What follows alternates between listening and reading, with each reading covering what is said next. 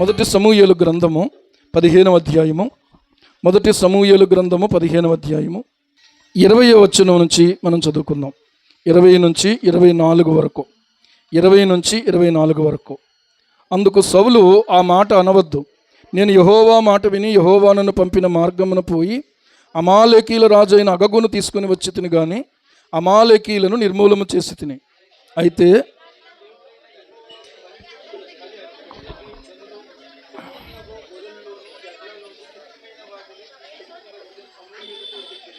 అందుకు సమూయేలు, ఈ మాట బాగా మనం చదువుకోవాలి, హృదయ పలకల మీద రాసుకోవాలి.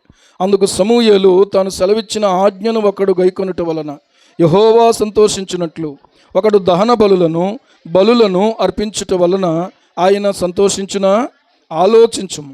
బలులు అర్పించుట కంటే ఆజ్ఞను గైకొనుటయు, పొట్టేళ్ల క్రొవ్వు అర్పించుట కంటే మాట వినుటయు శ్రేష్టము. మూర్ఖతను అగుపరచుట మాయా విగ్రహము గృహదేవతలను పూజించుటతో సమానము. యెహోవా ఆజ్ఞని విసర్జించితివి గనుక నీవు రాజుగా ఉండకుండా నేను విసర్జించిననుగా సౌలు జనులకు జడిసి వారి మాట వినినందున నేను యెహోవా ఆజ్ఞను నీ మాటలను మీరి పాపము తెచ్చుకొంటిని. దేవుడు ఈ పరిశుద్ధ లేఖన భాగాన్ని మనకు అర్థమగునట్లుగా సహాయం చేసి నడిపించునుగాక. ఆమేన్. ప్రార్థన చేసుకుందాం. పరిశుద్ధుడా పరమ తండ్రి, నీకు స్తోత్రాలు, వందనాలు చెల్లిస్తున్నాం. ఈ వాక్య భాగాన్ని దీవించండి. ఈ వాక్యములో నుండి మాతో కూడా మీరు మాట్లాడండి నాయన.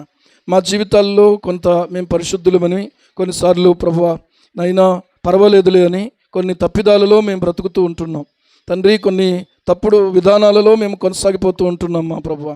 అయినను కేవలము నీ ప్రేమ చేత మమ్మల్ని ప్రేమించి తల్లి బిడ్డ మాట వినకపోయినా తండ్రి ఆ బిడ్డ యొక్క ఆలనా పాలనా చూసుకున్నట్టుగా మీరు మమ్మల్ని ఆలించి పాలించి ప్రభువా మమ్మల్ని మా తండ్రి మీరు పెంచుతున్నారు. నీకు స్తోత్రాలు చెల్లిస్తున్నాం. అయినను నీ సంకల్పాన్ని అనుసరించి దేవా, నీ దయాపూర్వకమైన సంకల్పాన్ని అనుసరించి, నీ ఏర్పాటును అనుసరించి, నీ కృప యొక్క ఏర్పాటులో ప్రభువా మేము ఎన్నటన్నిటికీ కూడా నాయన తొలగిపోకుండా నిలిచి ఉండునట్లుగా కావలసినటువంటి కృప నీ ఆత్మ ద్వారా సమృద్ధిగా మాకు అనుగ్రహించమని, ఈ మాటలు మాకు అర్థమగునట్లుగా నీ దాసుని నీ సిలువ చాటున పూర్తిగా మరుగు చేసేయండి. నీ దాసుడు ప్రభువా సిలువ చాటుకునైనా అయ్యా మా ప్రభు వెళ్ళిపోవాలి, నీవు మాత్రమే కనిపించాలి ప్రభువా, నీవు మాత్రమే మాట్లాడాలి తండ్రి. నీవు మాట్లాడి మా అందరి హృదయాలకు కూడా అవసరమైనటువంటి నైనా దిద్దుబాటును మీరు కలుగు చేయండి.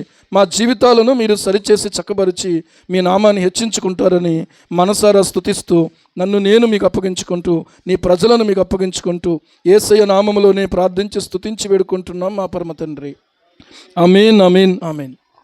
ప్రియులారా, ఈ అధ్యాయము సౌలు యొక్క జీవితానికి చాలా పెద్ద భయంకరమైనటువంటి పరిస్థితి అని చెప్పొచ్చు. సౌలు యొక్క జీవితాన్ని నిజంగా మనం చూస్తే ఈ అధ్యాయము చాలా కీలకమైనటువంటి అధ్యాయం. ఎందుకు అనంటే సౌలును దేవుడు ఏర్పాటు చేసుకుని గాడిదలు మేపుకునేవాడికి రాజరికాన్ని ఇచ్చాడు. దేవునికి స్తోత్రం. అల్పమైనటువంటి బెన్యామీను అనేటువంటి గోత్రములో ఉన్నటువంటి వ్యక్తికి దేవుడు ఏం చేశాడంటే రాజుగా ఉండడానికి ఒక అవకాశాన్ని ఇచ్చాడు. కానీ ఎన్ని అవకాశాలు కొంతమందికి ఇచ్చినా కూడా కొంతమంది అవకాశాలను సరిగా వినియోగించుకోరు. కొంతమందికి ఒక్క అవకాశం ఇస్తే చాలు దాన్ని ఉపయోగించుకొని ప్రియులారా చాలా చక్కగా వారి యొక్క సాక్ష్యాన్ని నిలుపుకుంటారు. కొంతమందికి ఎన్ని అవకాశాలు ఇచ్చినా కూడా వాళ్ళు వృధా చేసుకుంటూ ఉంటారు.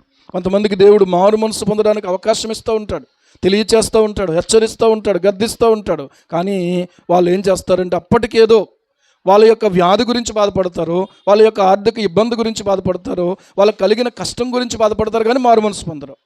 ఏడుస్తారు కానీ మారు మనసు పొందరు. ఏడుస్తారు కానీ వ్యసనాన్ని విడిచిపెట్టరు. ఏడుస్తారు కానీ జీవితాన్ని మార్చుకోరు.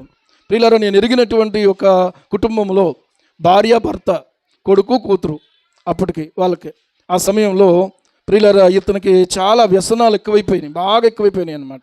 ఎంత ఎక్కువైపోయినాయి అంటే ఇక నిమిషానికి అలాగ వెళ్ళి ఆ యొక్క బ్రాందీయో లేకపోతే సారాయో ఇంకోటో తీసుకుంటే తప్ప ఇక అతను ఇంటి పట్టున మాత్రం ఉండేటువంటి వ్యక్తి కాదు.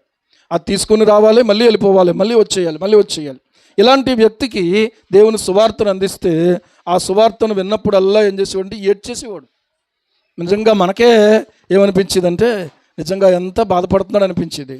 కానీ ఆ బాధ ప్రియులారా మారు మనసు మాత్రం కాదు. ఎందుకంటే ఆరాధన మందిరాన్ని తీసుకొచ్చేది భార్య, తీసుకొచ్చిన తర్వాత నువ్వు నాకు అది ఇప్పిస్తేనే నేను ఇక్కడ ఉంటానని వాడు ఎలా ఉంటుందో చూడండి పరిస్థితి. అర్థమైందా? ఈ పాపం ఆమె ఎలాగో తనని కాపాడుకోవాలని తను వెళ్ళిపోతాడేమో మళ్ళీ ఈ మాటలు దేవుడి మాటలు వింటాన్ని ఎలాగో ప్రయాసపడేది, కానీ చివరికి మారలేదు, మరణం పొందాడు. మారలేదు కానీ చావు కొని తెచ్చుకున్నాడు. నేను చెప్పేవాడిని, నీ జీవితం ఇలా ఉండకూడదు, నువ్వు పశ్చాత్తాపడాలి, ప్రార్థన చేసుకోవాలి, దేవునితో నువ్వు సమాధాన పడాలి అని చెప్పేవాడిని. సువార్త విన్నంతసేపు ఎంత చక్కగానే వినేవాడు, ఏడ్చేవాడు. అనిపించేది అయ్యో ఈ ఆ వ్యసనం వల్ల ఇతను ఎలాగైపోయాడు, చాలా మంచి వ్యక్తి అనుకునేవాడిని. కానీ చివరికి ప్రియులారా అతను మారు మనసు పొందకుండానే మరణించాడు. ఆ భార్య మాత్రం ఆ విశ్వాసాన్ని అలా కాపాడుకుని ఆ అమ్మాయి రక్షించబడింది. దేవుడికి స్తోత్రం కలుగును గాక. తర్వాత తన కొడుకు రక్షించబడ్డాడు, తన కూతురు రక్షించబడింది. ఇలాగ ఆ ఇంట్లో మాత్రం మిగిలినటువంటి వాళ్ళు ఒక్కొక్కళ్ళు వెలిగించబడడం, రక్షించబడటం. ఈ రోజున కష్టమైన నష్టమైన విధవరాలుగా ఉంటూ ఆయంట పనిచేసుకుంటూ మంచి సాక్ష్య జీవితం కలిగి జీవిస్తూ ఉంది. ఎందుకు ఈ మాట చెప్తున్నానంటే, కొంతమందికి ప్రియులారా ఇక దేవుడు ఏం చేశాడు అని అనడం ఒక ఊతపదం. మనం ఏం చెయ్యాలి అనేది కాదు, దేవుడు ఏం చేశాడు అనేది. కాబట్టి దేవుడు ఏం చేశాడని కాదు, అసలు నువ్వేం చేసావు ఏమండి? ఇప్పుడు ఒక అవకాశం ఇవ్వబడింది, నీకు రేషన్ రావాలంటే ఏం చేయాలి? కార్డు తీసుకెళ్ళాలి. ఆ కార్డుతో పాటు నువ్వేం చేయాలి? ఫింగర్ ప్రింట్ పడాలి. ఫింగర్ ప్రింట్ పడలేదనుకోండి, ఈ వేలు పడకపోతే ఇంకో వేలు, ఈ వేలు పడకపోతే ఇంకో వేలు, ఈ వేలు పడకపోతే ఇంకో వేలు, ఈ 10 ఏళ్ళు కూడా పడకపోతే వెంటనే ఫేస్ రికగ్నిషన్. ఈ రెప్పలో ఏం చెయ్యి? కళ్ళు ముయ్యి కళ్ళు తెరువు అంటారు. మొత్తానికి ఏదేమైనా కూడా ఇతని ప్రమేయం లేకుండా మాత్రం ఆ అవకాశం ఇతనికి ఉపయోగపడదు. మనంతుగా మనం చేసేది చేస్తేనే అక్కడ అవతల నుంచి వచ్చే సహాయం మనకు వస్తుంది. ఈ రోజున దేవుని యొద్దకు వచ్చేటువంటి మనం ప్రియులారా దేవుడే చేయాలి అనుకోకూడదు. నీ వంతుగా నీవు చేయవలసింది చేయాలి. నీ విడిచిపెట్టవలసిన పాపాన్ని విడిచిపెట్టాలి, నీ విడిచిపెట్టవలసిన తప్పుడు విధానాలు విడిచిపెట్టాలి. అంతేకాని దేవుడు ప్రియులారా చేస్తే దేవుడు, చేయకపోతే దేవుడు కాదన్నట్టుగా ఉన్నటువంటి వాళ్ళు ఎప్పటికీ మారరు. అర్థమవుతుందా? సైమన్ పాల్ అనేటువంటి సేవకుడు మన దగ్గరికి వచ్చినప్పుడు వైజాగ్ నుంచి ఆయన సాక్ష్యం చెప్పడానికి ముందు ఒక మాట చెప్పాడు. అద్భుతమైన సాక్ష్యం అని నేనంటే ఆయన ఏమన్నాడంటే, నిలబడి ఏమన్నాడు? అద్భుతం చేసినందుకు దేవుడు కాదు, అద్భుతం చేయకపోయినా నేను ప్రకటించే యేసయ్య దేవుడే. హల్లెలూయా. ఒకవేళ నా నోటికి మాటలు ఇవ్వకపోయినా ఆయన దేవుడే, ఒకవేళ నన్ను స్వస్థపరచకపోయినా కూడా ఆయన దేవుడే. ఆయన కృప ప్రియులారా, ఆయన స్వస్థపరిచిన దేవుడే, స్వస్థపరచకపోయినా దేవుడే. ఎందుకంటే ఒక మాట చెప్తున్నాను, నువ్వు నేను దేవుడు అన్నందుకు ఆయన దేవుడు అవ్వలే. నువ్వు నేను దేవుడు అన్నందుకు ఆయన దేవుడు అవ్వలేదు. తెలుసా మీకు? అర్థమవుతుందా? మనం ఆయన దేవుడిగా చేయలేదు. ఆయన దేవుడుగానే ఉన్నాడు, ఆయన దేవుడుగానే ఎప్పటికీ ఉంటాడు. దేవునికి స్తోత్రం కలుగును గాక. నువ్వు నేను టైం అయిపోతా వెళ్ళిపోతాం, కానీ ఆయనకు టైం అయిపోవడం మాత్రం లేనే లేదు. కాబట్టి ఆయన దేవుడు ప్రియులారా, ఆయనకు మనలను మనం ఏం చేయాలంటే అప్పగించుకోవాలి. ఈరోజు మనం ఆలోచన చేస్తే సౌలు యొక్క జీవితంలో దేవుడు అతనికి ఇచ్చినటువంటి స్థానాన్ని సరిగా నిర్వర్తించక తొందరపాటుతో ఒకానొక సమయంలో ఏం చేశాడు అనంటే, సమూయేలు చేయవలసినటువంటి బలిని ఏమంటే ప్రజలేమో అతను తొందరపడుతున్నాడు, ఫిలిస్తీన్లు వచ్చేసారని చెప్పి, శత్రువులు దేశం మీద పడిపోతారని చెప్పేసి తొందరపడి ఏం చేశాడంటే సమూయేలును పిలవడానికి కబురు పంపించాడు. ఇంకా సమూయేలు రావడం ఆలస్యం చేశాడు. ఆలస్యం అవుతూ ఉంది. ఆలస్యం అవుతూ ఉన్నటువంటి సమయంలో జరిగింది ఏంటి అనంటే, దహన బలులను సమాధాన బలులను నా యొద్దకు తీసుకుని రమ్మని చెప్పి దహన బలిని ఏం చేశాడు తెలుసా? సౌలే అర్పించేశాడు. ఈ బలి అర్పించడానికి కావలసింది ఏంటంటే యాజకుడు కావాలి. సమూయేలు యాజకుడు, ప్రవక్త. దేవునికి స్తోత్రం. సమూయేలు ఎవరో? యాజకుడు, ప్రవక్త. కనుక సమూయేలు మాత్రమే ఆ పని చేయాలి పాత నిబంధన పద్ధతి ప్రకారంగా. కానీ సౌలు ఆ పని చేసేసాడు. ఎప్పుడైతే ఈ పని చేసేసాడో, ఈ పని పూర్తవుతుండగానే సమూయేలు వచ్చేసాడు. ఇప్పుడు ఏమైపోయింది? ఇంక సమూయేలు వచ్చి చూడగానే ఏమన్నాడు తెలుసా? సమూయేలు అతనితో అన్నాడు, నీవు చేసిన పని ఏమని ఆయన అడిగాడు. 13వ అధ్యాయము 11వ వచనంలో చూస్తే, మొదటి సమూయేలు గ్రంథం 13:11, సమూయేలు అతనితో నీవు చేసిన పని ఏమని అడిగాను. అందుకు సౌలు, జనులు నా యొద్ద నుండి చెదిరిపోవుట, నిర్ణయకాలమును నీవు రాకపోవుట, ఫిలిష్తీయులు మిక్మషులో కూడియుండుట నేను చూచి, ఇంకనూ యెహోవాను శాంతిపరచక మునుపే ఫిలిష్తీయులు గిల్గాలునకు వచ్చి నా మీద పడుదురనుకొని నా అంతట నేను సాహసించి దహన బలి అర్పించి తిని అని రాయబడతా ఉంది. నా అంతటి నేను నిజానికి చేయకూడదని అనుకున్నాను. కానీ పరిస్థితి అలాగ వచ్చేసింది. ఏంటంటే ఓ పక్కనేమో ఫిలిస్తీన్లు వచ్చారు, ఓ పక్కనేమో ప్రజలు చెదిరిపోతున్నారు, ఓ పక్కనేమో నిర్ణయ కాలమున నీవు రాలేదు. నీవు చెప్పినటువంటి టైంలో నిర్ణయ కాలమున, అంటే నిర్ణయించినటువంటి కాలం ఎవరు నిర్ణయించారు? సౌలు రాజు నిర్ణయించాడు. ఏమండి, ఈయన రాలేదట. రాలేనటువంటి కారణాన్ని బట్టి నేనే ఈ పని సాహసించి చేసేసాను అని అన్నాడు. అందుకు సమూయేలు ఏమన్నాడంటే, నీ దేవుడైన యెహోవానికి ఇచ్చిన ఆజ్ఞను గైకొనక నీవు అవివేకపు పని చేసితివి. నీ రాజ్యమును ఇశ్రాయేలీయుల మీద సదాకాలము స్థిరపరచుటకు యెహోవా తలచి ఉండెను. అయితే నీ రాజ్యము నిలవదు. యెహోవా తన చిత్తానుసారమైన మనస్సు గల ఒకరిని కనుగొని ఉన్నాడు. నీకు ఆజ్ఞాపించిన దాన్ని నీవు గైకొనకపోతివి గనుక యెహోవా తన జనుల మీద అతనిని అధిపతినిగా నియమించును అని అన్నాడు. అతనిని అధిపతిగా నియమించును. కాబట్టి ఎంత తొందరపాటు ప్రియులారా, ఒక ఉన్నతమైన పిలుపు నుంచి దూరం చేసేసినట్టు అయిపోయింది, ఉన్నత స్థానము నుంచి దూరం చేసేసినట్టు అయిపోయింది. ఈరోజు మనలో తొందరపాటు దేనికి? దేవుని సెలవు లేకుండా మన మీదకి ఏది వస్తుందా? రాదు. మీ తల వెంట్రుకల్లో ఒకటైనా కూడా మీ తండ్రి సెలవు లేకుండా నశించదన్నాడు. దేవునికి స్తోత్రం. ఈరోజు గమనించండి, దేవుడు సౌలును ఏర్పాటు చేసుకున్నాడు. ఫిలిస్తీన్లు వచ్చి మీద పడిపోతారనే భయం ఇతనికి ఎందుకు? దేవుడు నన్ను ఏర్పాటు చేసుకున్నాడు, వాళ్ళని నేను తప్పకుండా జయించగలగడానికి అవసరమైన శక్తిని, అవసరమైన జ్ఞానాన్ని, అవసరమైన వ్యూహాన్ని దేవుడు నాకు తోడుగా ఉండగా నేను ఖచ్చితంగా కలిగి ఉంటాను అనుకోవాలి. కానీ జరిగింది ఏంటి అని అంటే, సౌలు తొందరపడినందుకు జరిగింది ఏంటంటే, ఇక మీదట నీవు రాజుగా ఉండకుండా దేవుడు తీసేసాడు అన్నాడు. అంతే. ఏమండి, తొందరపడ్డా సమూయేలు తొందరపడలేదు. ఒక రకంగా చెప్పాలంటే ఇది సౌలుకు పరీక్ష అయి ఉండొచ్చు. సౌలుకు ఏమై ఉండొచ్చు? పరీక్ష అయి ఉండొచ్చు. ఇప్పుడు పరీక్షలో ఏమైపోయాడు? సౌలు ఫెయిల్ అయిపోయాడు. ఈ రోజున మనకు కూడా కొన్ని పరీక్షలు ఉండొచ్చు. దేవుడు తాను ఏర్పాటు చేసుకున్న వారికి పరీక్షలు పెడతాడు. ఉన్నత స్థానాలు ఇస్తాడు. ప్రియులారా, ఆయన మనకు పరీక్షలు పెడతాడు. ఆ పరీక్షలలో మనం ఏం చేయాలనంటే ఖచ్చితంగా మనము ఆన్సర్ చెయ్యాలి. అది ఒకవేళ ఫెయిల్ అవ్వడానికి కారణమవుతుందేమో, ఒకవేళ పాస్ అవ్వడానికి కారణమవుతుందో అది మనం ఆలోచించుకోవాలి. ఈ రోజున చాలామంది ఏమవుతున్నారు అంటే ఫెయిల్ అవుతున్నారు. ఎందుకు ఫెయిల్ అవుతున్నారు అని అంటే, వాళ్ళ స్వబుద్ధిని ఆధారం చేసుకోవడాన్ని బట్టి ఫెయిల్ అవుతున్నారు. దేవుని మీద ఆనుకోవడం లేదు. మళ్ళీ దేవుడు ఏం చేశాడు అని అనడానికి హక్కు ఎవరిచ్చారు నీకు? దేవుడి మీద నువ్వు అనుకున్నావా? నువ్వు దేవుడిని అడిగావా? దేవుడి మీద నువ్వు ఆధారపడ్డావా? నిజానికి తన స్వబుద్ధిని ఆధారం చేసుకుంటూ ప్రియులారా ఈ పని తను చేశాడు. ఏ పని అయితే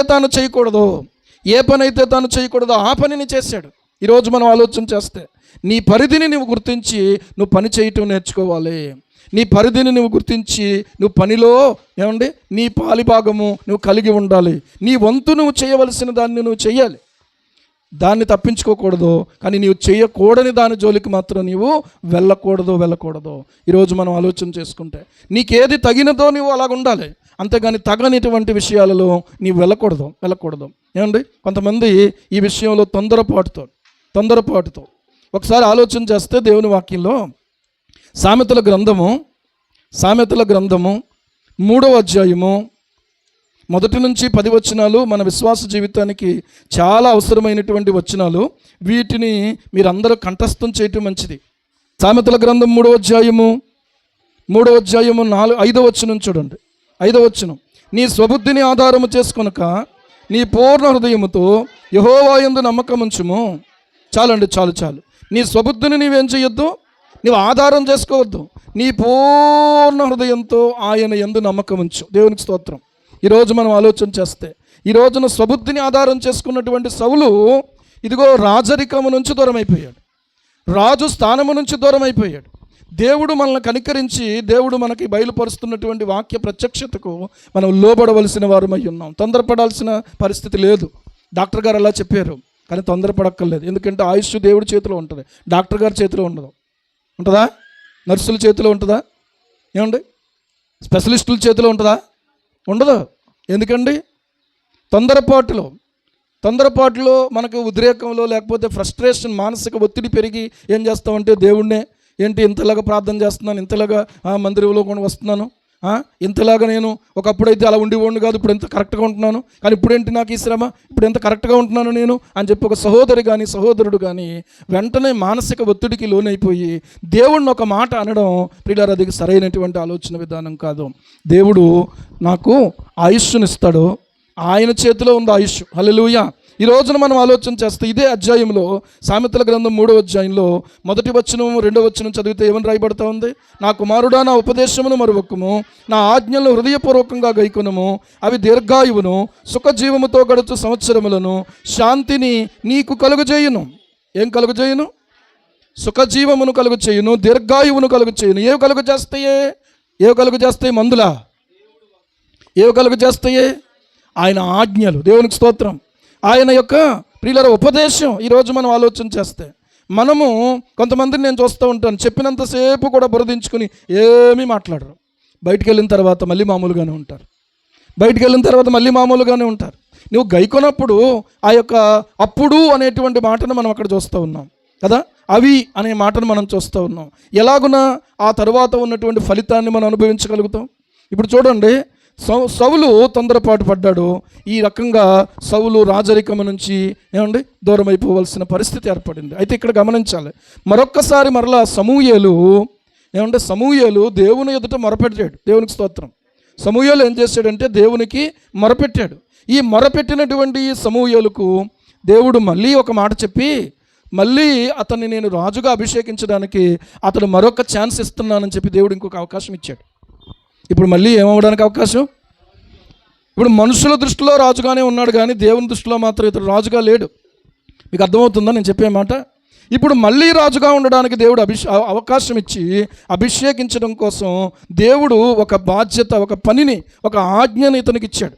ఏం ఆజ్ఞ ఇచ్చాడు అని అంటే, అమాలేకీయులు ఇశ్రాయేలీయులకు చేసింది నాకు జ్ఞాపకమే. వారు ఐగుప్తులో నుండి రాగా అమాలేకీయులు వారికి విరోధులు ఈ మార్గమందు వారి మీదకి వచ్చారు. కాబట్టి నీవు పోయి వారిని కనికరింపక అమాలేకీయులను హతము చేయొచ్చు, పురుషులనేమి, స్త్రీలనేమి, బాలులనేమి, పసిపిల్లలనేమి, ఎద్దులనేమి, గొర్రెలనేమి, ఒంటెలనేమి, గార్ధబొమ్మలనేమి అన్నిటినీ హతము చేసి వారికి కలిగినదంతా బొత్తిగా పాడు చేసి అమాలేకీయులను నిర్మూలము చేయమని చెప్పాను అని రాయబడతా ఉంది. ఇప్పుడు ఈ సౌలు వెళ్ళి ఏం చేయాలంటే అమాలేకీయులతో యుద్ధం చేసి అమాలేకీయులను నిర్మూలన చేయాలి మొత్తం. ఈ యొక్క అవకాశము ఇప్పుడు సౌలుకి ఇవ్వబడింది. ఇక్కడ మీరు గమనించాలి, సౌలు వెంటనే విధేయత చూపించాడు. దేవునికి స్తోత్రం. హల్లెలూయా. విధేయత చూపించడం మంచిదే కదా. సౌలు వెంటనే విధేయత చూపించాడు, జనులను పోగు చేసుకున్నాడు, వెంటనే వాళ్ళని లెక్క పెట్టుకున్నాడు. ఇంతమంది ఉన్నారు, ఈ రకంగా మనం యుద్ధానికి వెళ్దాము, ఈ రకంగా చేద్దాం అనుకునేటప్పటికి ఈ అమాలేకీయులు అనేటువంటి వారి మధ్యలో కేనీయులు అనేటువంటి వాళ్ళు ఉండిపోయారు. ఎవరు ఉండిపోయారు? కేనీయులు అనే వాళ్ళు ఉండిపోయారు. ఇప్పుడు చూడండి, సొదొమ గొమొర్రా ప్రాంతాన్ని దేవుడు కాల్చేస్తానని చెప్పినప్పుడు జాగ్రత్తగా వినండి. సొదొమ గొమొర్రా ప్రాంతాన్ని దేవుడు కాల్చేస్తానని చెప్పినప్పుడు అబ్రహాము లోతు గురించి, కుటుంబాన్ని గురించి దేవునికి జ్ఞాపకం చేస్తున్నాడు. దేవుని సన్నిధిలో నిలబడి ఉన్నాడు. అబ్రహాం ఎక్కడున్నాడు? దేవుని సన్నిధిలో నిలబడి ఉన్నాడు. ఇప్పుడు దేవుడు పూర్తిగా సొదొమ గొమొర్రాను ఇక బూడిద చేసేయడానికి ఆయన సంకల్పించాడు. ఎందుకంటే ఇక వారికి అవకాశం లేదు, వారి మనస్సు ఇక మారదు, వాళ్ళ హృదయం కఠినమైపోయింది, వాళ్ళు ప్రియులారా ఇక మారు మనస్సు పొందరు ఇంక వాళ్ళు. అలాంటి వాళ్ళను దేవుడు ఏం చేస్తున్నాడంటే నాశనం చేయబోతున్నాడు. కానీ వాళ్ళ మధ్యలో ఉండిపోయారు ఎవరో? లోతు, అతని భార్య, అతని పిల్లలు. కాబట్టి ఇప్పుడు అబ్రహామును బట్టి దేవుడు లోతును జ్ఞాపకం చేసుకుని దూతలను పంపించి ఇదిగో ఈ యొక్క పట్టణాలను దేవుడు నాశనం చేయబోతున్నాడు, లెండి ఇక్కడ నుంచి మీరు వెళ్ళిపోండి అని చెప్పి వాళ్ళని త్వరపెట్టాడు. చివరికి ప్రియులారా, మీరు వెళ్ళకపోతే నేను ఈ నాశనం చేయలేను, కాబట్టి మీరు ఇక్కడ నుంచి వెళ్ళిపోవాలి, మీరు ఇక్కడ నుంచి వెళ్ళిపోవాలని దేవుడు దూతలను పంపించి సహా వాళ్ళని బయటికి తీసుకొచ్చాడు. దేవునికి స్తోత్రం కలుగును గాక. కానీ ఇక్కడ గమనించినట్లయితే లోతు భార్య ఉప్పు స్తంభం అయిపోయింది. లోతు పిల్లలు తప్పించబడ్డారు, కానీ లోక మర్యాద చొప్పున పాపమునకు ప్రేరేపించబడిన వారి తండ్రితో పాపం చేయటానికి వాళ్ళు ఏర్పాటు చేసుకుని చివరికి ఒక శాపగ్రస్తమైన సంతానానికి వాళ్ళు తల్లులైపోయారు. నీకు అర్థమవుతుందా? రక్షించబడడం, తప్పించబడమే కాదు ప్రియులారా, నీ యొక్క స్థానంలో నీవేం చేయాలనంటే దేవుని కొరకు నువ్వు ప్రత్యేకించబడినటువంటి వ్యక్తిగా జీవించాలి, ప్రత్యేకించబడిన కుటుంబముగా జీవించాలి. మళ్ళీ తిరిగి లోకం వైపు చూసి ఉప్పుస్తంభం అయిపోయింది ఎవరో? లోతు భార్య. ఈ రోజుకి కూడా ఉప్పుస్తంభమే ఉంది, ఉప్పుస్తంభం అయిపోయింది. ఏమండి ఈరోజు ఆలోచన చేస్తే మనకు దేవుడు జ్ఞాపకం చేస్తున్నాడు, నువ్వు తిరిగి వచ్చినటువంటి లోకం వైపుకు చూడొద్దు, మళ్ళీ ఆ పాపం వైపు చూడొద్దు, మళ్ళీ ఆ చెడుతనం వైపు చూడొద్దు, మళ్ళీ అక్రమం వైపుకు చూడొద్దు, మళ్ళీ ఆ బలాత్కారం వైపుకు చూడొద్దు, మళ్ళీ తిరిగి ఆ గొడవల వైపుకు చూడొద్దు, లేకపోతే ఆ రాజకీయం వైపుకు చూడొద్దు. నీ వంతులో నీవు నా వైపు చూసి నీ ప్రయాణం కొనసాగాలి. దేవునికి స్తోత్రం కలుగును గాక.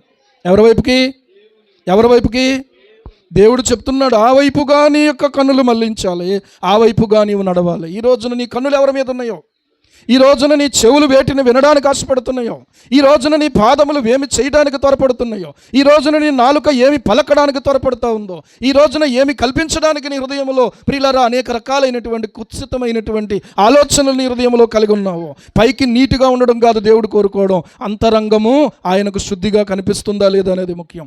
ఇక్కడ మనం నిలబడడం మనుషులు చూసినప్పుడు మన పై రూపాన్ని చూస్తారు, కానీ దేవుడు అంతరంగాన్ని లక్ష్య పెడతాడు. మీ గమనించండి ప్రియులారా, దేవునికి బాధ కలిగించేటువంటి విషయాలు లోపల పెట్టుకుని దేవుడు చల్లగా చూస్తున్నాడు అనుకుంటావు కొన్నిసార్లు మనం. దయచేసి గమనించండి, తప్పించినటువంటి దేవునికి నువ్వు భయపడుతూ విశ్వాసంతో నీవు ఆయన వైపుకు చూస్తూ నీ కష్టమైన నష్టమైన ఇరుకైన ఇబ్బంది అయినా నువ్వేం చేయాలనంటే దేవుని కొరకు ముందుకు సాగిపోయే వ్యక్తిగానే ఉండాలి. ఈరోజు దేవుడు మరొక అవకాశం ఇస్తూ ఉన్నాడు. సరే, ఇక్కడ కేనీయులోనే ప్రజలు ఉండిపోయారు. ఈ కేనీయులట ఇశ్రాయేలుకు ఉపకారం చేశారట. అపకారం చేసినటువంటి వీళ్ళకు విరోధంగా నిలబడినటువంటి అమాలేకీయులతో పాటు ఈ ఉపకారం చేసినటువంటి వారు ఉన్నారు కనుక సౌలు సరిగానే ఆలోచించాడు. ఇక్కడ ఏం చేశాడంటే వాళ్ళ దగ్గరికి వెళ్ళాయా, మీరు ఇశ్రాయేలుకు ఉపకారం చేసింది నాకు జ్ఞాపకం ఉంది కనుక మీరు ఈ వీళ్ళతో పాటు ఉండొద్దు, దయచేసి మీరు వెళ్ళిపోండి బయటికి. దేవునికి స్తోత్రం కలుగును గాక. హల్లెలూయా. మీరేం చేయండి, మీరు వెళ్ళిపోండి బయటికి. ఇప్పుడు అమెరికా ఇరాన్ మీద దాడి చేయడానికి, ఇజ్రాయెల్ ఇరాన్ మీద దాడి చేయడానికి ముందు అక్కడ ఉన్నటువంటి భారతదేశస్తుల గురించి ఒక విజ్ఞప్తి చేయగానే ఏం జరిగిందో తెలుసా? భారతదేశస్తుల కొరకు విమానాలు పంపించి అక్కడి నుంచి వాళ్ళను సురక్షితంగా మళ్ళీ మన దేశానికి తీసుకొచ్చే వరకు కూడా వాళ్ళకి ఏ హాని కలగకుండా అక్కడ పరిస్థితులు అనుకూలం చేశారు. దేవునికి స్తోత్రం కలుగునుగా. ఈ రోజున ప్రియులారా గమనించండి, యుద్ధ నీతి ఏంటంటే ఎవరినైతే కొట్టాలనుకుంటున్నారో, ఎవరినైతే దాడి చేయాలనుకుంటున్నారో, ఎవరైతే వాళ్ళ దృష్టిలో దోషులో వాళ్ళను మాత్రమే టార్గెట్ చేసుకుంటారు, మిగిలిన వాళ్ళందరినీ కాదు. కొన్నిసార్లు పొరపాట్లు కూడా జరగవచ్చు, కానీ దేవుని దృష్టిలో పొరపాటు ఎప్పుడు జరగదు. దేవునికి స్తోత్రం. హల్లెలూయా. కేనీయులను ఈ విషయం చెప్పి అయ్యా మీరు వెళ్ళిపోండి అంటే వాళ్ళు వెళ్ళిపోయారు. ఇప్పుడు మిగిలిన వాళ్ళు ఎవరు? ఇంకా అమాలేకీయులు మిగిలారు. అమాలేకీయులు అందరినీ జనులు హతం చేశారట. కానీ అమాలేకీయులు రాజు నుంచారట. వాడెలాంటి వాడంటే గర్భిణీ స్త్రీల యొక్క కడుపులు చింపేసి ఆ పిల్లలను బయటికి లాగి చంపేసినటువంటి భయంకరమైన వ్యక్తి వాడు. ఏమండి, ఇలాంటి వాడు నుంచాడు. ఏమండి, తర్వాత ఆ పశువులలోను, ఆ ఎడ్లలోను, గొర్రెలలోను, క్రొవ్విన గొర్రె పిల్లలు మొదలైన వాటిలోను మంచి వాటిని, ఎలాంటి వాటినట? మంచి వాటిని. 9వ వచనంలో రాయబడింది, 15:9 చూడండి మీరు. అక్కడ మంచి వాటిని ఏం చేశారు? నిర్మూలము చేయక కడగా నుంచి పనికిరాని నీచ పశువులన్నిటినీ నిర్మూలము చేసిరి అన్నాడు. దేవుడేమో మొత్తానికి నిర్మూలన చేయమని చెప్తే ఈయనేం చేశాడు? రాజును బతకనిచ్చాడు. రెండవది, అది చాలా పెద్ద నేరం. అసలు కొట్టాల్సింది ఎవరిని కొట్టాలంటే రాజును కొట్టాలి. రాజును చేయిస్తేనే యుద్ధం పూర్తయిపోద్ది. కానీ ఇప్పుడు రాజును చేశాడు, జనులను నిర్మూలన చేశాడు. ఇంకొక మాట ఏంటంటే దేవుడు అన్నిటినీ నిర్మూలన చేయమంటే ఎడ్లలో కొన్నిటిని ఉంచాడు, ఏమంటే గొర్రెలలో కొన్నిటిని ఉంచాడు, ఇంకా ఇలాగున క్రొవ్వినటువంటి వాటిని, మంచి వాటిని నిర్మూలన చేయక ఉంచాడు. అయితే దేవునికి తెలియదా ఈ విషయం? ఏం చేశాడనంటే ఈలోగా ఒక జయసూచకమైనటువంటి ఒక స్తూపాన్ని నిలబెట్టేశాడు. ఇక నేను జయించేసాను అమాలేకీయులని చెప్పి. అది విజయం ఎలాగవుతుందండి? అది విజయం ఎలాగవుతుంది? రాజు ప్రస్తుతానికి లొంగిపోయినట్టు ఉండొచ్చు, రేపు తిరగబడొచ్చు. ఈరోజు మన జీవితాల్లో కూడా విజయము కాని వాటిని విజయముగా చూపించుకునే పరిస్థితిలో మనం ఉన్నాం. ఒకవేళ జాగ్రత్తగా అర్థం చేసుకోండి. పరిశుద్ధత కాని దానిని పరిశుద్ధతని చూపించుకునేవారుగా ఈరోజు మనం మిగిలిపోతున్నాం. ఏమండి, నీ దృష్టికి నీవు ఏర్పాటు చేసుకున్న మార్గం యథార్థమైనదిగా కనబడుతుంది, కానీ అది నిన్ను తుదకు మరణమునకు చేరుస్తుంది. జాగ్రత్త. ఎక్కడ చేరుస్తుంది? మరణానికి చేరుస్తుంది. ఇతను అనుకుంటున్నాడు నేను జయించేసాను, ఇక మీదట వాడు నన్ను ఏం చేయలేడు అనుకుంటున్నాడు. అని దేవుడు దృష్టిలో ప్రియులారా ఇతను చేసింది మాత్రం విజయం మాత్రం కాదు, పైగా మేకపోతు గంభీరం అంటారు దీన్ని. ఏమండి, ఏం చేశాడు అని అంటే సమూయేలు కబురు పెట్టేశాడు. అయ్యా ఇదిగో నువ్వు చెప్పిన పని పూర్తి చేసానని చెప్పి. అంటే ఇప్పుడు సమూయేలు వచ్చి ఏం చేస్తాడని ఎదురు చూస్తున్నాడు ఈయన. సమూయేలు వచ్చి అభిషేకం చేసేసి మళ్ళీ రాజుగా చేసేస్తాడని చూస్తున్నాడు. అర్థమవుతుందా? ఏమంటే సమూయేలు అంత అంత అమాయకుడా లేదా దేవుడు అంత అమాయకుడా? ఈ రోజున సేవకులను అమాయకులుగా చేయటానికి కొంతమంది ప్రయత్నాలు చేస్తూ ఉన్నారు. ఇంకొక సంగతి చెప్తాను. ఇంకో పాస్టర్ గారు చెప్పారు, ఏమండి, గృహప్రవేశం పలానా టైంకి ప్రార్థన అని పెట్టారు. కానీ వెళ్ళి చూసేటప్పటికట్ట మొత్తం అంతా కడిగేసినట్టు ఉందట. కానీ అక్కడక్కడ మచ్చల కింద ఉన్నాయంట. ఏటమ్మా ఇది అని అడిగితే, అబ్బాయి ఏమీ లేదండి, మా వాళ్ళు ఆవును తిప్పారండి అన్నమాట. ఏంటి, ఆవును తిప్పారట? మరి వీళ్ళని ఎక్కడ తిప్పాలి ఎందుకే? ఏమండి, నా అనుభవంలో నేను చెప్తున్నాను ప్రియులారా, ఇలాంటివి ఎన్నో ఎన్నో ఎన్నో. ఏమండి, మళ్ళీ దేవుడు ఇచ్చాడు, సాక్ష్యం చెప్తున్నాం, దేవుని ఘనపరుస్తున్నాం, మంచిదే. కానీ అలాంటి క్రియలు కనబడుతున్నప్పుడు దేవునికి ఎంత దుఃఖకరమో, సేవకునికి అది ఎంత దుఃఖకరమైన పరిస్థితి, సంఘానికి అది ఎంత బాధాకరమైనటువంటి పరిస్థితి. దేవుడిస్తే దేవుని కనపరచాలి, దేవుని పద్ధతిలో చేయాలి. అది చేసిన ఏమండి, దేవుని పద్ధతిలో చేయాలి. అమాస రోజు ఒక షాప్ను ఓపెన్ చేశాను. అందరూ అన్నారట, ఏమనంటే తెలుసా, అమాస రోజు ఏంటరా బాబు, ఏ టైము ఇంకా వేరే టైం ఏం దొరకలేదండి పాస్టర్ గారికి అన్నాడు. ఆ అబ్బాయి అన్నాడు, అని ఏమో నాకు తెలియదు కానీ పాస్టర్ గారు చెప్పారు, ఇంకంతే, ఇంకా దాన్ని మార్చడానికి లేదన్నాడట. హల్లెలూయా. ఆ రోజు నుంచి ఈ రోజు వరకు షాపు ఆగకుండా అమ్మబడతానే ఉంది. దేవునికి స్తోత్రం. చివరికి కరోనాలో కూడా వ్యాపారం జరిగింది. అర్థమవుతుందా? మీరు ఏమి నమ్ముతున్నారు ఇంతకే? ఏమండి, ఏమి నమ్ముతున్నాము అని అంటే దేవుణ్ణి నమ్ముతున్నాం. స్వబుద్ధిని ఆధారం చేసుకోకుండా పూర్ణ హృదయంతో ఆయన యందు నమ్మకం ఉంచు అనేటువంటి మాటను తీసుకుంటే, ఈ రోజున ఆరాధనకి రావడం గురించి కొంతమందిని కూర్చోబెట్టి మాట్లాడి చెప్తే, ఏమండి, మళ్ళీ ఆరాధన మానేయటం. ఇలాంటి పరిస్థితులు ఏవైతే ఉన్నాయో ప్రియులారా, ఇవన్నీ కూడా చిన్నపిల్లల ఆటలు, ఇవన్నీ చిన్నపిల్లల పద్ధతులు. ఇవన్నీ పెద్దోళ్ళు ఎలా చేయరు. ఆత్మీయంగా మారు మనస్సు పొంది క్రమపడేటువంటి స్థితిలోకి ఎదగాలి. అది ఎదుగుదల. కానీ ఇది మాత్రం ఇంకా పసిబిడ్డల లాంటి, ఏమండి, ఇంకా చెప్తూ ఉండడమే. ఆలోచించండి. ఇంకా చెప్తూ ఉండే పరిస్థితి నీకు ఉండకూడదు, చెప్పించుకునే పరిస్థితి నీకు ఉండకూడదు. ఇంకా నీవు ఇతరులకు చెప్పే వ్యక్తిగా ఎదగాలి. దేవునికి స్తోత్రం కలుగును గాక. హల్లెలూయా, హల్లెలూయా. మా క్లాసులు ఎలాగుంటాయి అంటే, బాగా చదివినటువంటి వాళ్ళు ఎవరైతే ఉన్నారో వాళ్ళని ఎంపిక చేసి, రే వాడికి రావట్లేదు, వాడి దగ్గర కూర్చుని వాడికి చెప్పు అనేవారు మా మాస్టర్లు. మనకే రాదు, ఇప్పుడు వాడికి చెప్పాలంటే చెప్తాం. అంటే వచ్చినవాడు రానోడికి ఏం చేయగలడు? చెప్పగలడు. ప్రార్థన అనుభవం ఉన్నటువంటి వాళ్ళు, ప్రార్థన అనుభవం లేని వాళ్ళకి ప్రార్థన నేర్పించే వాళ్ళగా ఎదగాలి. అదే ఎదుగుదలంటే. అర్థమవుతుందా? పరిశుద్ధ జీవితంలోనికి ముందుకు సాగడానికి ఎదగాలి ప్రియులారా. ఈరోజు ఆలోచన చేస్తే, రాజే ఇలా ఉన్నాడంటే ప్రజలు ఎలాగుంటారు? ఇలాంటి వాడిని అభిషేకించి పెడితే ప్రజలు ఎలా తయారవుతారు రేపొద్దున్న? ఏమండి, ఇతను కొంత తనకు ఇష్టమైనట్టుగా విధేయత చూపించినట్టు కనబడుతుంది. కానీ అవిధేయత అది విధేయతలోకి ఎలాగొస్తుంది? జనాలను పోగు చేసుకున్నాడు, యుద్ధానికి వెళ్ళాడు, తనకు నచ్చినటువంటి రాజును ఉంచుకున్నాడు, తనకు నచ్చినటువంటి పశువులను ఉంచుకున్నాడు. ఇదేమి విజయం అవుతుంది? విజయం అంటే ప్రియులారా, అది దేవుని దృష్టిలో విజయం కాదు. మన దృష్టిలోనే కొన్నిసార్లు విజయం అవుతుంది. మన దృష్టిలోనే దేవుని జవాబు అనుకుంటున్నాం కొన్నిసార్లు. No no no no no no ఆలోచించుకుందాం.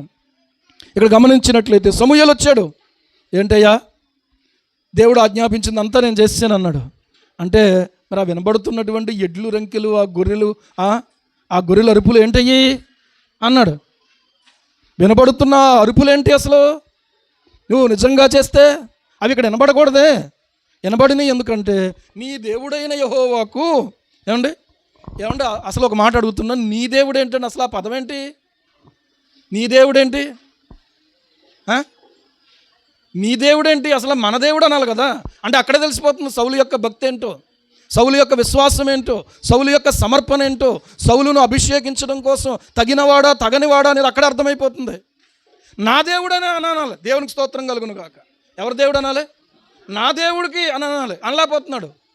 నీ దేవుడు అంటే ఏ దేవుడైతే సమూయేలును పంపించాడో, ఏ దేవుడైతే యుద్ధానికి వెళ్ళమని చెప్పాడో, ఏ దేవుడైతే నిర్మూలన చేయమని చెప్పాడో, ఆ దేవునిని తన దేవునిగా అంగీకరించే ఆ యొక్క విశ్వాసము లేకపోతే ఆ నమ్మకం ఇతనికి లేదని అర్థమవుతోంది.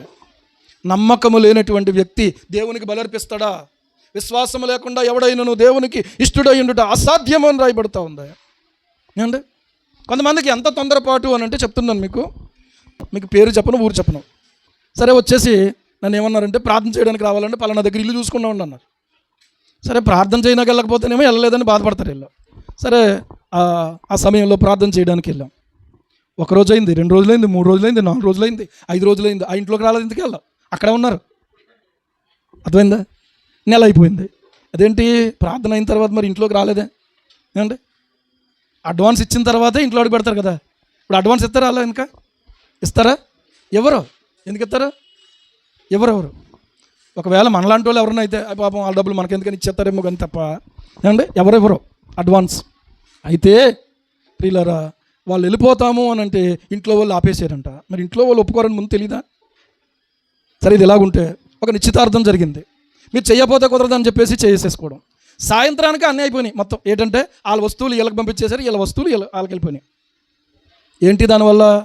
అక్కడ జరిగిన ప్రార్థన, అక్కడ జరిగినటువంటి ప్రతిష్ట, అక్కడ జరిగినటువంటి విషయాన్ని బట్టి ఎంత తొందరపాటుగా అంత అన్ని వేలు ఖర్చు పెట్టి చేశారు ఏంటి?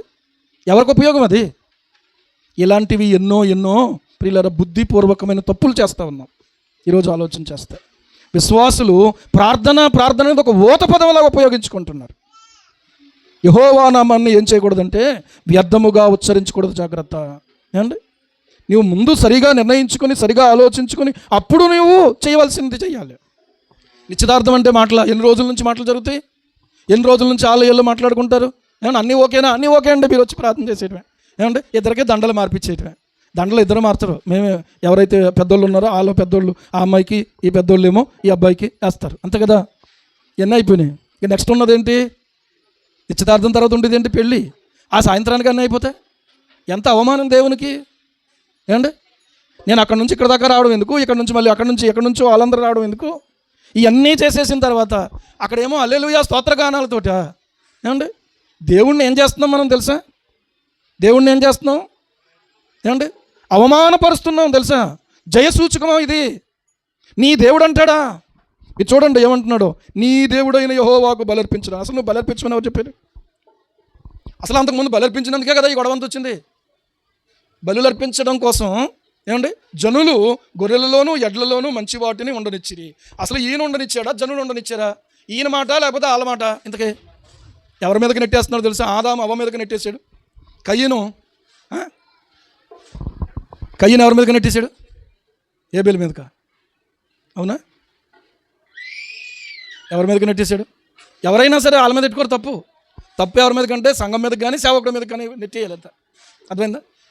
ఇలాంటి వ్యక్తిత్వాలు, ఇలాంటి ఆలోచన విధానాలు మార్చుకోకుండా మనం చేస్తున్న పనుల వల్ల ప్రియులారా ఏమి మనకు దేవునికి మహిమ తీసుకురాలేమండి. ఏమీ దేవునికి మహిమ తీసుకురాలేం. ఒక క్రమం లేకుండా, ఒక పద్ధతి లేకుండా ఆ మాటలేంటి, ఆ వ్యవహారాలు ఏంటి, ఆ పనులేంటి అండి? ఎక్కడైనా అలా జరుగుతుందా? ఎవరైనా అలా చేస్తారా? ఇల్లు మాట్లాడుకుని వాళ్ళు ప్రార్థన చేస్తేనేమో వాళ్ళు రాలేదు.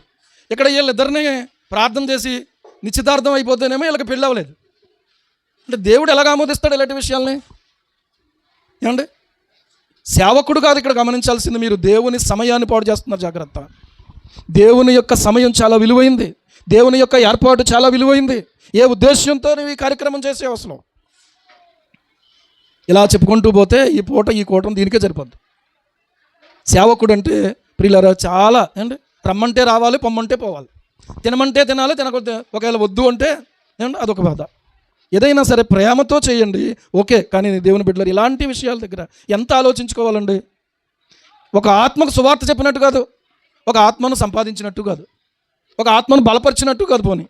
పోనీ ఒకవేళ మీకు ఇంకా సరిగా ఆలోచన లేకపోతే ఏదో చిన్నగా ప్రార్థన చేయించేసుకుని ఆ కార్యక్రమం ఏదో పూర్తి చేసుకోవచ్చు కదా. అంత ఆర్భాటం దేనికి అండి? ఇలాంటి ఆర్భాటాలు చేసి దేవునికి ఏం మహిమ రాదు. జయధ్వనులతో దేవుని గురించి ఆర్భాటం చేయదు అంటే నీ ఆర్భాటం నీకు ఏమంటే ఆరాటమే తప్ప ఆర్భాటం అవుతుంది. దేవునికి ఏం మహిమ చెప్పండి ఒకసారి. ఏమని మనం దేవునికి చెప్పుకుంటాం ఇలాంటి విషయాల్లో? ఏమని దేవునికి మనం మనవి చేసుకుంటాం? మారు మనస్సు పొందుదాం ప్రియులారా. ఈ మాటను మనం ఆలోచన చేస్తే సమూయేలు ఏమంటున్నాడు అని అంటే, నీ దృష్టికి నీవు అల్పుడువుగా ఉన్నప్పుడు ఇశ్రాయేలీల గోత్రములకు శిరస్సు వైతివి. యెహోవా నిన్ను ఇశ్రాయేలీల మీద రాజుగా అభిషేకించెను, మరియు యెహోవా నిన్ను సాగనంపి నీవు పోయి పాపాత్ములైన అమాలేకుని నిర్మూలము చేయము, వారు లయమగు వరకు వారితో యుద్ధము చేయమని సెలవీయగా నీవు ఎందుచేత యెహోవా మాట వినక దోపుడు మీద ఎగబడి ఆయన దృష్టికి కీడు చేసితివి అన్నాడు. ఎవరన్నమాట ఇది? సమూయేలు గారు అన్నమాట. ఈయనేమంటున్నాడు? నువ్వు మాట వినలేదంటున్నాడు. ఈయనేమంటున్నాడు? నేను విన్నానంటున్నాడు. ఎవరిది కరెక్ట్? సమూయేలుది కరెక్టా? సౌలుది కరెక్టా? పాస్టర్ గారిది కరెక్టా? ఈ యొక్క విశ్వాసది కరెక్టా? ఒకవేళ నువ్వు అంతగా చేసుకోవాలని అనుకుంటే వాళ్ళతోనే చేయించేసుకోవచ్చు కదా.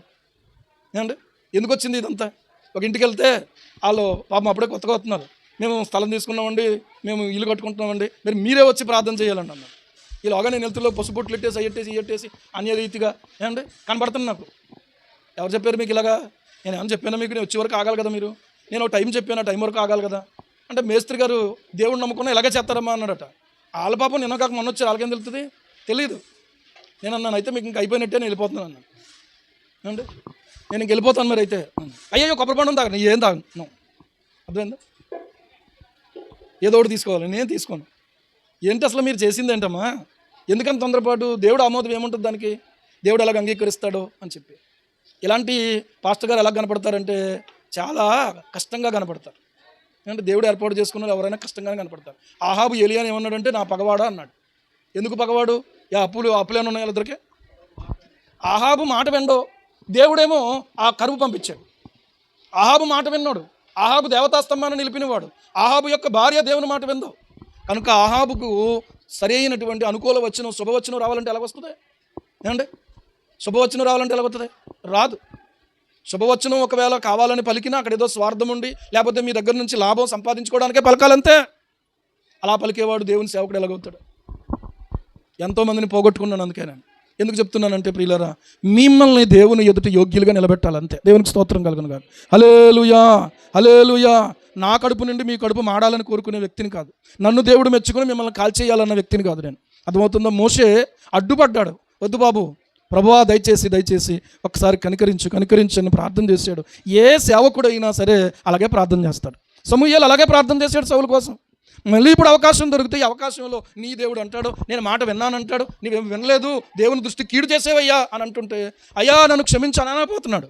దేవుడు ప్రియులారా ఎంత తేటగా ఎంత సూటిగా మాట్లాడుతూ ఉన్నాడు. అందుకు సౌలు ఆ మాట అనవద్దు, నేను యెహోవా మాట విని యెహోవా నన్ను పంపిన మార్గమున పోయి ఎంత సమర్థింపండి. అయితే గిల్గాలులో నీ దేవుడని యెహోవాకు బలర్పించుటకై జనులు శపితములకు గొర్రెలలోను ఎడ్లలోను ముఖ్యమైన వాటిని తీసుకుని వచ్చిరని సమూయేలుతో చెప్పిన. అందుకు సమూయేలు తాను సెలవిచ్చిన ఆజ్ఞను ఒకడు గైకొనుట వలన యెహోవా సంతోషించినట్లు ఒకడు దహన బలులను అర్పించుట వలన ఆయన సంతోషించిన. ఆలోచించుము, బలులు అర్పించుట కంటే ఆజ్ఞను గైకొనుట, పొట్టేళ్ల క్రొవ్వు అర్పించుట కంటే మాట వినుట శ్రేష్టము. హల్లెలూయా.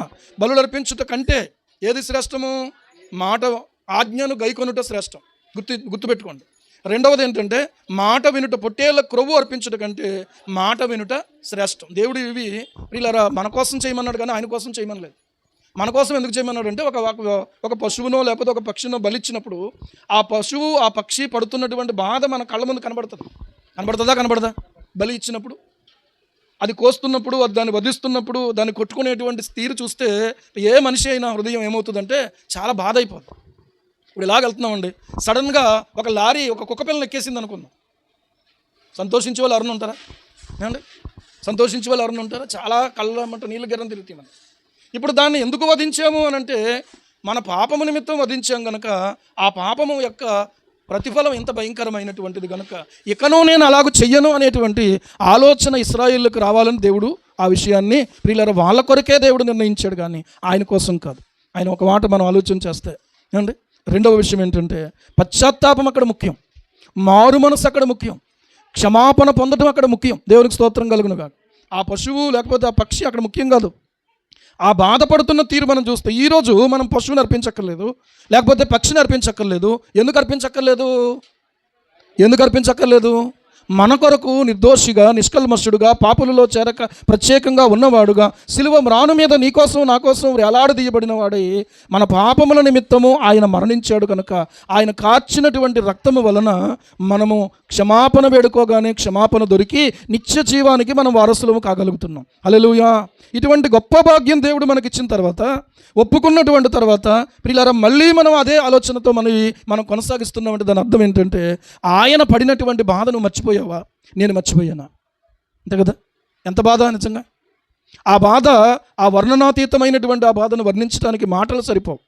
ఎంతో నన్ను లోకాన్ని ప్రేమించినటువంటి వాడుగా, లోక పాపములన్నీ మోసుకొని భరించినటువంటి వాడుగా యేసయ్య మన కళ్ళ ముందు కనబడుతుండగా ప్రభువా నేను ఇకను చెయ్యను అనేటువంటి తీర్మానం ఈరోజు మనలోకి రావట్లేదంటే ఏదో సినిమా చూసినట్టు చూస్తున్నామా, ఫోటో చూసినట్టు చూస్తున్నామా, అది నిజం కాదులే అన్నట్టుగా చూస్తున్నామా? అది నా కోసమే ప్రభు రక్తం కార్చాడు అన్నట్టుగా కనుక ఒకవేళ మనం అనుకోకపోతే ప్రియులారా, మనం మళ్ళీ ఏం చేస్తామంటే మళ్ళీ అదే తప్పు చేస్తూ ఉంటాం. ఈరోజు మనం గమనించుకోవాలి. ఏమంటే మాట వినుట శ్రేష్టము. హల్లెలూయా. పొట్టేళ్ళ క్రొవ్వు అర్పించుట కంటే మాట వినుట శ్రేష్టము. బలులు అర్పించుట కంటే ఆజ్ఞను గైకొనుట శ్రేష్టము. చెప్పండి ఈ మాట. బలులు అర్పించుట కంటే ఆజ్ఞను గైకొనుటయు, పొట్టేళ్ళ క్రొవ్వు అర్పించుట కంటే మాట వినుటయు శ్రేష్టము. ఈ శ్రేష్టమైన అనుభవం కావాలి మనకి. అంతేగాని ఇది ఇచ్చేస్తున్నాను కాబట్టి మళ్ళీ నేను తప్పు చేయొచ్చు, ఇది నేను ఒప్పుకున్నాను కాబట్టి మళ్ళీ నేను తప్పు చేయొచ్చు అన్నట్టుగా నీ మైండ్ని నువ్వు ఏమాత్రం ప్రిపేర్ చేసుకోకూడదు. అర్థమవుతుందా? మళ్ళీ మనము ప్రియులారా ఆ మనస్తత్వం నుంచి బయటికి రావాలి.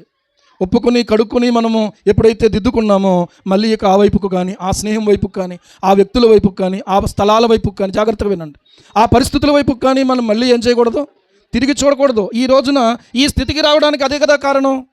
కాబట్టి దేవా దయచేసి నన్ను క్షమించు నాయన. ఉపవాసం ఉండి నీవు ప్రభు పాదాల దగ్గర ప్రార్థించుకోవాల్సిన విషయం ఇదే. దేవునికి స్తోత్రం కలుగును గాక. మళ్ళీ నేను పాపము చేయకుండడానికి, మళ్ళీ నేను ఆ వ్యక్తులతో సంబంధం లేకుండా ఉండడానికి, మళ్ళీ నేను ఆ వ్యక్తులతో సంబంధం అంటే ఎదురెదురు కనబడితే, ఒకవేళ సంబంధము అలా కాకుండా ఒకవేళ వీడియోల ద్వారానో లేకపోతే ఏమండి వాట్సాప్ మెసేజ్ల ద్వారానో, ఫేస్బుక్ మెసేజ్ల ద్వారానో, ఇన్స్టాగ్రామ్ ద్వారానో, అబ్బే నేను ఎక్కడ కలిసి, అబ్బాయి నేను ఎక్కడ మాట్లాడాను, అబ్బాయి నేనెక్కడ అని చెప్పి తప్పించుకునేటువంటి వారిగా మనం ఉన్న డేటా చెప్పేస్తుంది. జాగ్రత్త.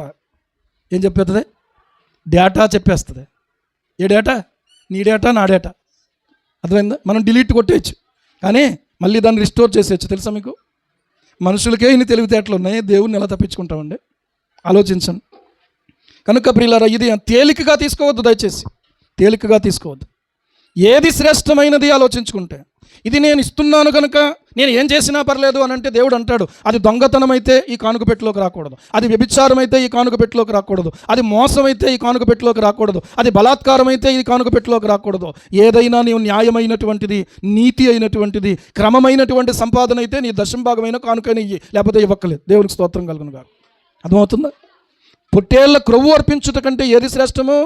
మాట వినుట శ్రేష్టం. సామెతల గ్రంథము 21వ అధ్యాయం 3వ వచనం చూడండి ఒకసారి. సామెతలు 21:3. నీతి న్యాయములను అనుసరించి నడుచుకొనుట బలులను అర్పించుట కంటే యెహోవాకు ఇష్టము. హల్లెలూయా. దేవునికి ఏది ఇష్టం? బలిష్టమా? నీతి న్యాయాన్ని అనుసరించడం ఇష్టమా? నీతి న్యాయములను అనుసరించి నడుచుకొనుట యెహోవాకు ఇష్టం. దేవునికి స్తోత్రం. ఈ ఇష్టం నీకు లేకపోతే నీవిచ్చే కానుక ఆయనకి కష్టమైపోద్ది. అర్థమవుతుందా? ఏమంటే మనం ఒకళ్ళంటే మనకి ఇష్టం లేదు, వాళ్ళు ఏం పెట్టినా మనకి ఎలా ఉంటుంది? హ్యాపీగా తింటామా? హ్యాపీగా మనం తీసుకోగలమా? వద్దులేమ్మా పర్లేదు, తీసుకోండి అన్న కూడా వద్దమ్మా, నో. ఈరోజు మనం ఆలోచన చేస్తే ప్రియులారా, మనుష్యునికే కొన్ని పరిస్థితులు నచ్చవు, కానీ దేవునికి నీతి న్యాయాలు అనుసరించి నడుచుకోవడం, బలి అర్పించుట కంటే ఆయనకి ఇష్టమంట. హల్లెలూయా. అంటే ఈ రోజున నీ బలి ముఖ్యమా, నీ నీతి ముఖ్యమా? ఇంకొక మాట కూడా చెప్తున్నాను, సహోదరుని ద్వేషించేవాడట ఆయన దృష్టికి అపరాధం అయిపోతాడట. ఒకవేళ ఎవరితో నేను నీకు అసమాధానం ఉంటే నీ అర్పణ ముందు వెళ్ళి సమాధానపడి తీసుకొచ్చి అర్పించమన్నాడు. ఏది ముఖ్యం చెప్పండి?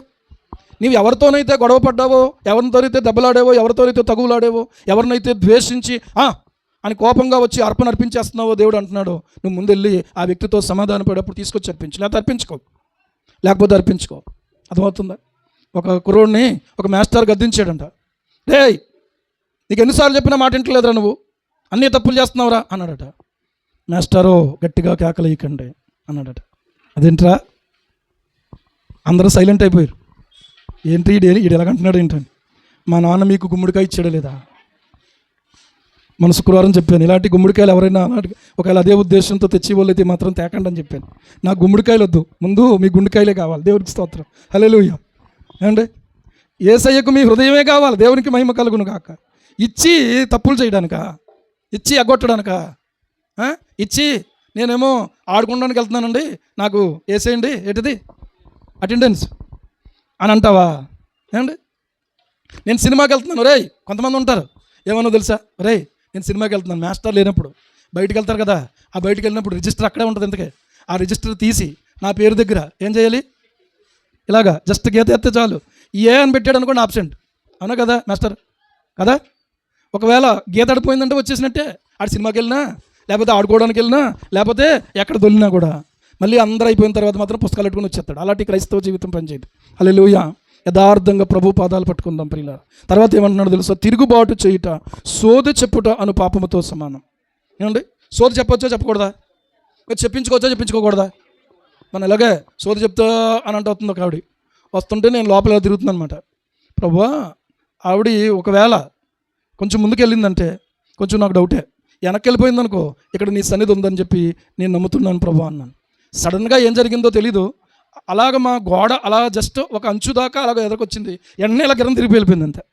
దేవునికి స్తోత్రం కలుగును కాక. అర్థమైందా? సోది చెప్పించుకుంటారా అండి? వస్తువులు పోయినప్పుడు, పని అవ్వనప్పుడు, గొడవలు అవుతున్నప్పుడు, లేకపోతే ఎవరిదైనా ఒకవేళ ఆక్రమించేటప్పుడు ఇలాంటి వాటికి సోదులు చెప్పించుకుంటారా? దేవుని బిడ్డలు సోది చెప్పించుకోవడం అది ఎంత పాపమో తిరుగుబాటు చేయుట అంత పాపం అంట. చూసారా? అసలు ఆ సోది చెప్పించుకోవద్దని దేవుడు చెప్పాడు. ఎవరైనా సరే ఎవరి యొద్ద విచారణ చేయాలంటే దేవుని యొద్ద విచారణ చేయాలి. హల్లెలూయా, హల్లెలూయా. దేవుని యొద్ద విచారణ చేయనిటువంటి వారు మరి ఎక్కడైనా విచారణ చేస్తే అది దేవుని దృష్టికి దోషం అయిపోద్ది. ఇంకొకటి చెప్తున్నా, మూర్ఖతను అగుపరచుట. ఇక్కడ ఒక మాట గుర్తుపెట్టుకోండి, మూర్ఖతను అగుపరచుట మాయా విగ్రహము గృహదేవతలను పూజించుటతో సమానము అన్నాడు. చాలా బాధాకరమైన మాట ఇది. అర్థమవుతుందా? మూర్ఖతను అగపరచడం అంటే అర్థం ఏంటి? ఈయన ఏమంటున్నాడంటే నువ్వు మీరేవు అంటున్నాడు. ఈయన ఏమంటున్నాడంటే నేను యెహోవా మాట విన్నాను అంటున్నాడు. ఈయన ఏమంటున్నాడంటే నేను వినలేదు అని అంటున్నాడు. నువ్వు వినలేదు అంటున్నాడు. ఇది మూర్ఖత కదా. చెప్తున్నటువంటి ఆయన ఎవరో సేవకుడు, దేవుని ఆత్మచేత నడిపించబడుతున్న ప్రవక్త. ఆయన నువ్వు వినలేదు అన్నప్పుడు ఏం చేయాలనంటే, పాపం చేశానయ్యా, నిజమే, దయచేసి నన్ను దేవుడు క్షమించినట్లుగా నేను దేవుని పాదాలు పట్టుకుంటాను, నా కొరకు ప్రార్థన చేయమని చెప్పాలి తెలివైనోడు అయితే. అంతేగాని ఏమంటున్నాడు? నేను విన్నానయ్యా అన్నాడు. మళ్ళీ చివరికి వచ్చేటప్పటికి ఏమంటాడంటే జనులకు జడిసి అన్నాడు. ఎవరికట? జనులకు జడిసి. ఏమండి, జనులకు జడిసి కూడా కొన్ని తప్పులు చేస్తూ ఉంటాం మనం.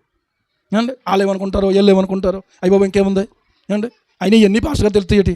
మనం ఏదో నలుగురిలో కలిసిపోవాలి, అంతేగాని మనం ఇలాగుంటే లాభం లేదనుకుంటాం. అవునా కదా? అవును, మీరు ఎవరు కాదులేండి. కానీ గమనించండి, ఇది ఎంత వేదనకరమైనటువంటి మాట. విగ్రహమును పూజించుటతో సమానం అన్నాడు. ఇలాంటి విగ్రహ ఆరాధనను మనం చేస్తున్నాం. కొన్ని సందర్భాల్లో దేవుడు మనల్ని ప్రేమించి బిడ్డలను ఇస్తే పిల్లలు దేవుని కంటే ఎక్కువైపోతున్నారు. పెళ్లి చేస్తే భర్త దేవుని కంటే ఎక్కువైపోతున్నాడు, లేకపోతే భార్య దేవుని కంటే ఎక్కువైపోతుంది. ఎప్పుడైనా సరే నా భర్త దేవుడు, నా భార్య దేవత అంటే చాలా డేంజరస్ అమ్మా. అక్కడ తర్వాత మొదలవుద్ది. అర్థమైందా? అంటే నీకు దేవుడు కావాలా, మళ్ళీ దేవత కావాలా? అసలు దేవుడు ఏమయ్యాడు నీకు? ఏమండి, ఇది ఎలా ఉందంటే చదువుకోకముందు బాగానే మాట్లాడిపోడట, కాకరకాయ అన్నాడంట. చదువు అయిపోయింది, తిరిగి వచ్చిన తర్వాత డిగ్రీలు చేత పట్టుకున్న తర్వాత వాడు ఫ్యాషన్గా కేకరకాయ అన్నాడు. అర్థమైందా? కొంతమంది చూడండి ఎంత ఫ్యాషన్గా మాట్లాడుతున్నారు. ఈరోజు ఆలోచించుకోండి దేవుని బిడ్డలారా, దేవుడు ఏమి నేర్పించాడు? ఏమండి, ఎవరిని మోసగించడానికి కాదు, మనల్ని మనమే మోసగించుకుంటాం. చివరికి జరిగిన విషయం ఏంటంటే, రాజుగా నిన్ను అభిషేకిస్తానన్నటువంటి దేవుని యొద్ద నుంచి వచ్చినటువంటి వాక్కు మరొక్కసారి మరలా సమూయేలు రాత్రంతా దేవునికి మొరపెట్టి దేవునికి మనవి చేసుకుంటూ ఉంటే దేవుడు అన్నాడు, సౌలును రాజుగా ఉండకుండా నేను సౌలును విసర్జించాను అన్నాడు. ఏం చేశాను? విసర్జించాను అన్నాడు. ఎంత దారుణమైన పరిస్థితి తెలుసా అది? కోరుకున్నటువంటి దేవుడే విసర్జించటం జరుగుతుందా? ఇలాగా ఖచ్చితంగా జరుగుతుంది. కాబట్టే దేవుని లేఖనం మన హెచ్చరిక చేస్తుంది. ఈ రోజున నిత్య జీవాన్ని నీకు ఇవ్వాలని ఆయన ప్రేమించాడు. తనతో పాటుగా పరలోక సింహాసనం మీద నిన్ను కూర్చుండబెట్టుకోవాలని ఆయన నిన్ను ప్రేమించాడు. కానీ దానికి ఒక షరతు ఉంది. ఏంటో తెలుసా? నీవు ఆయన మాట వినాలి. దేవునికి స్తోత్రం కలుగును కాదు. అది చేస్తున్నాను కదా, ఇది చేస్తున్నాను కదా అని చెప్పి ఇష్టం వచ్చినట్టు ఉండకూడదు. ఉపవాసం ఉన్నప్పుడు గుద్దులాడుతూ ఏమండి వాదులాడుతూ దెబ్బలాట్లు ఆడుకుంటూ ఉపవాసం చేయకూడదు.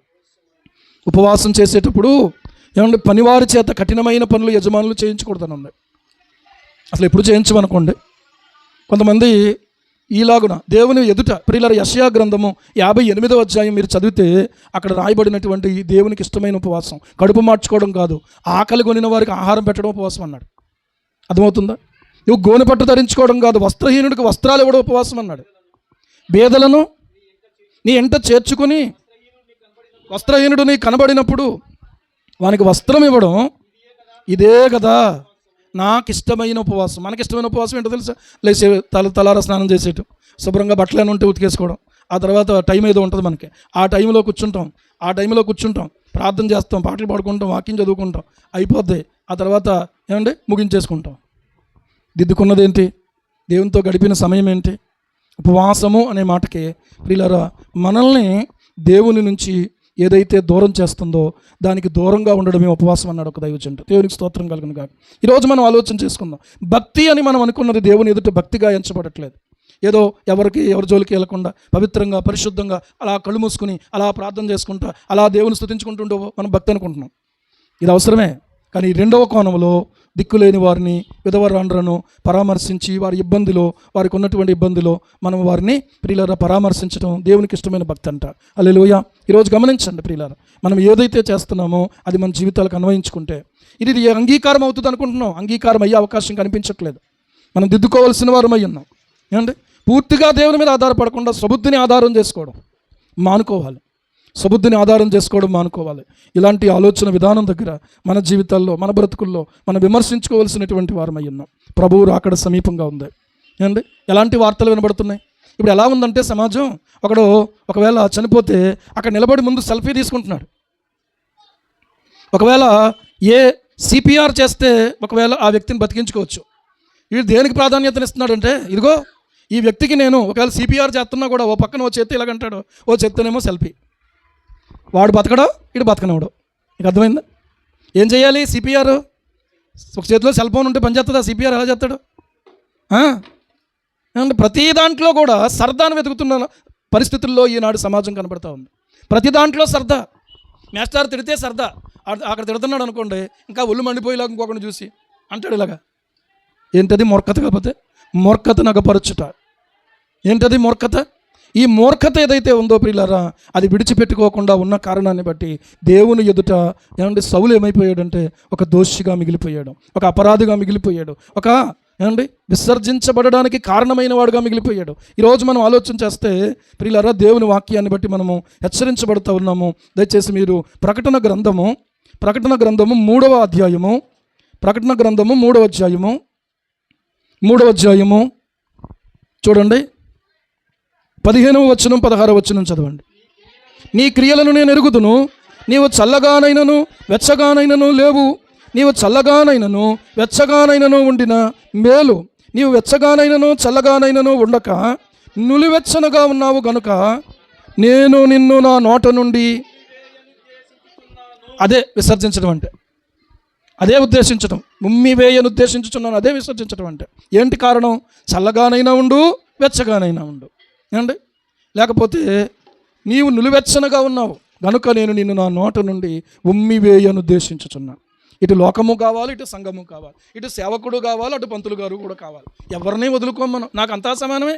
ఏంటి సమానత్వం? యేసు ప్రభువుని నమ్మినటువంటి నీకు ఈ బుర్ర ఎవరు నీ హృదయాన్ని ఇలా మార్చేశారు? ఎవరు నీ మనస్సును చెరిపేశారు?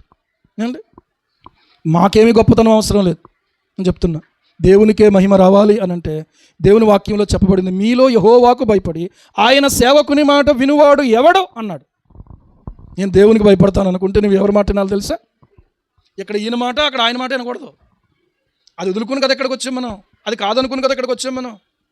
ఇప్పుడు వెలుగులోకి వచ్చామా, మళ్ళీ మనం చీకటిలోకి వెళ్దామా? ఏమండి, ఇప్పుడు మనం వెలుగులోకి వచ్చామా రాలేదా? మళ్ళీ చీకటిలోకి వెళ్ళాలని ఎవడన్నా తెలివి తక్కువ బుర్ర తక్కువ ఎవడన్నా అనుకుంటాడా? ఒకవేళ బలవంతంగా పట్టి లాగినా, ఏమండి, వెలుగులో నుంచి చీకటిలోకి వెళ్ళడానికి ఎవడో కూడా తెగించకూడదు. చీకటిలో నుంచి వెలుగులోకి వాడిని ఎలా తీసుకురావాలని ఆలోచన చెయ్యాలి. హల్లెలూయా. ఈరోజు ఆలోచన చెయ్యండి ప్రియులారా. ప్రభువు గాయాలు రేపేవారిగా, ప్రభువు వాక్యాన్ని నిర్లక్ష్యము చేసేవారిగా, ఆయనను ఏదో అలవాటుకు ఉపయోగించుకోవడం, ఏమండి, ఆ సమయానికి ఉపయోగించుకోవడం, ఆ యొక్క అవసరతకు ఉపయోగించుకోవడం. అబద్ధాలు చెప్పి దేవుని నామాన్ని అవమానపరచకండి దయచేసి. ఏమండి, అబద్ధాలు చెప్పి దేవుని నామాన్ని అవమానపరిచే దగ్గర నిజంగా దేవుడు ఎంత దుఃఖపడుతున్నాడో. మన జీవితాలకు ఆశీర్వాద కారణంగా చేయాలనేది ఆయన యొక్క ఆశ. హల్లెలూయా, హల్లెలూయా.